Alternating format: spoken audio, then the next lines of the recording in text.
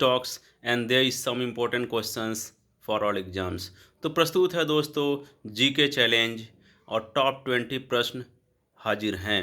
तो दम है तो 20 में से 10 बता के दिखाओ। So that friends challenge makes a man perfect and you can do it. So that friends now let's start your challenge.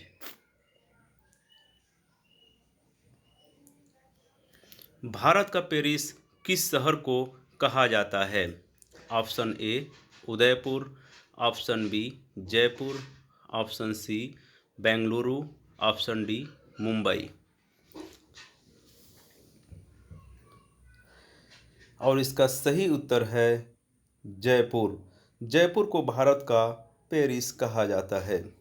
अगला प्रश्न है दोस्तों, भारत का राष्ट्रीय वाक्य सत्यमेव जयते कहाँ से लिया गया है? Option A Mahabharat, option B Upanishad, option C Mundakopanishad, option D Rigveda.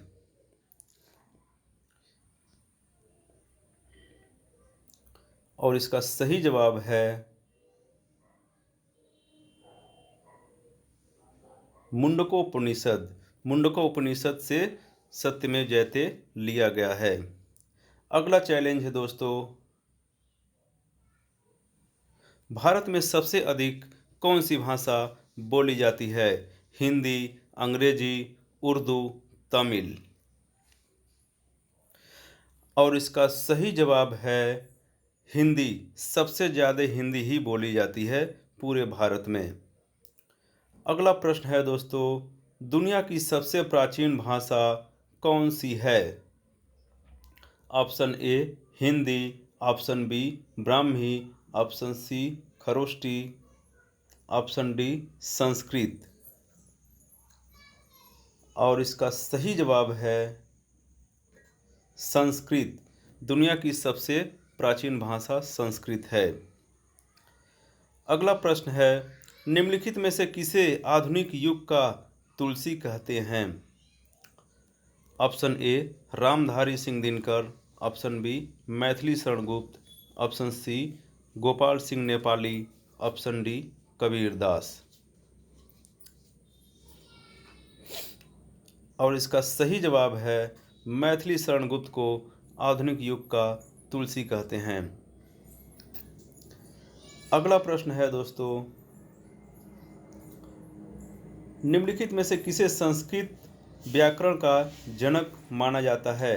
Option A Valmiki को, ऑप्शन बी तुलसीदास जी को, ऑप्शन सी मनु को, ऑप्शन डी पाणिनि को। और इसका सही जवाब है पाणिनि को संस्कृत व्याकरण का जनक माना जाता है। अगला प्रश्न है,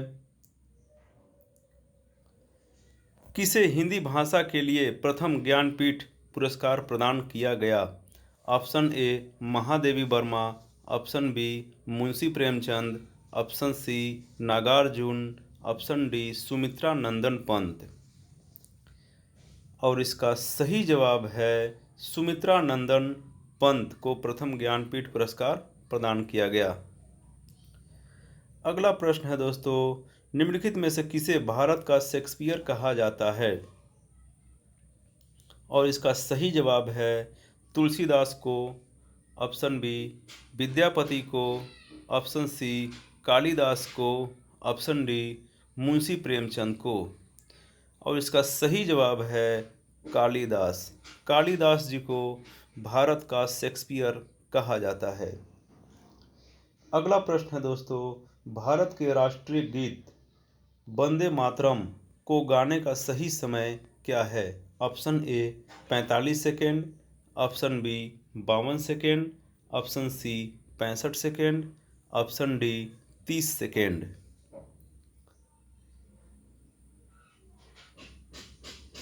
और इसका सही जवाब है 65 सेकेंड। वंदे मातरम को गाने का सही समय 65 सेकेंड है। जैसे जनगण मन गाने का 52 सेकेंड है, उसी तरह वंदे मातरम को गाने का 65 सेकेंड है। अगला प्रश्न दोस्तों, भारत का राष्ट्रीय गान जन गण मन को भारत के संविधान सभा में कब अपनाया था? इसका ऑप्शन है 22 जून 1947 को, ऑप्शन बी 24 जनवरी 1950 को, ऑप्शन सी 26 जनवरी 1950 को, ऑप्शन डी 15 अगस्त 1947 को।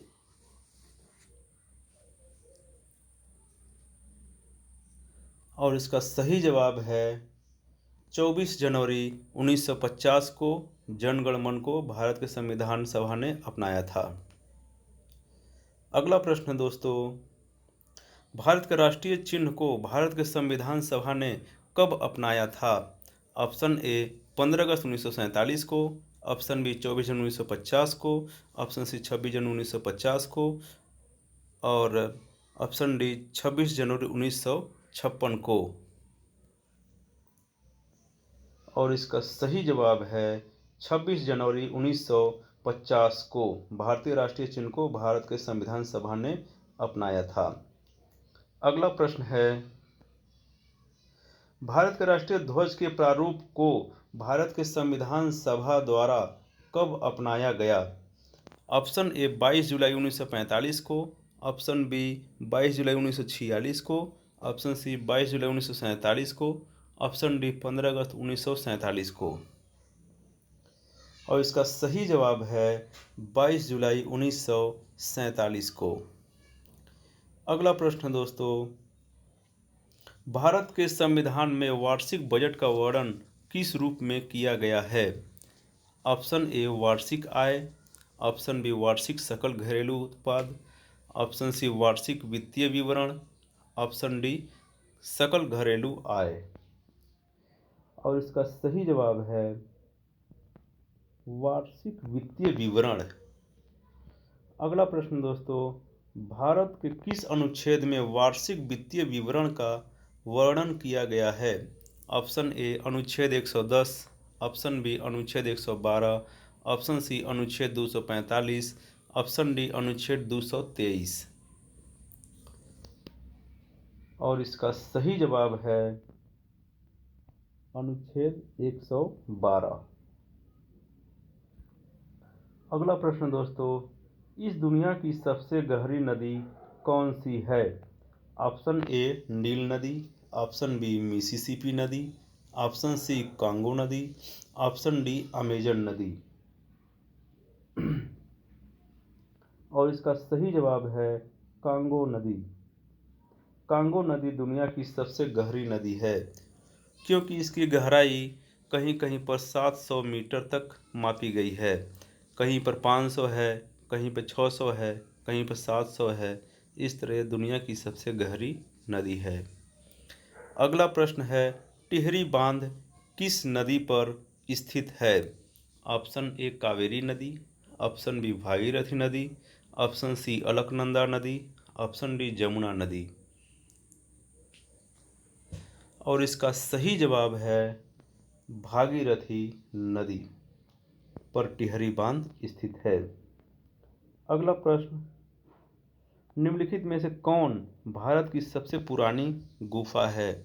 ऑप्शन ए अजंता की गुफाएं, ऑप्शन बी एलोरा की गुफाएं, ऑप्शन सी भीमबेटका की गुफाएं, ऑप्शन डी इनमें से कोई नहीं। और इसका सही जवाब है भीमबेटका की गुफाएं सबसे पुरानी गुफा है। अगला प्रश्न है, काराकोरम हाईवे किन दो देशों को आपस में जोड़ता है? ऑप्शन ए पाकिस्तान और चीन, ऑप्शन बी पाकिस्तान और अफगानिस्तान, ऑप्शन सी पाकिस्तान भारत और पाकिस्तान, ऑप्शन डी भारत और बांग्लादेश। और इसका सही जवाब है पाकिस्तान और चीन को आपस में जोड़ता है।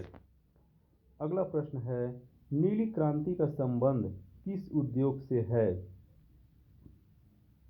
ऑप्शन ए चाय, ऑप्शन बी मछली उद्योग, ऑप्शन सी दाल उत्पादन, ऑप्शन डी दूध उत्पादन।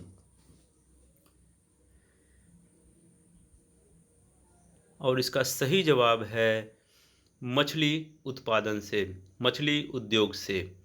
नीली क्रांति का संबंध मछली उद्योग से है।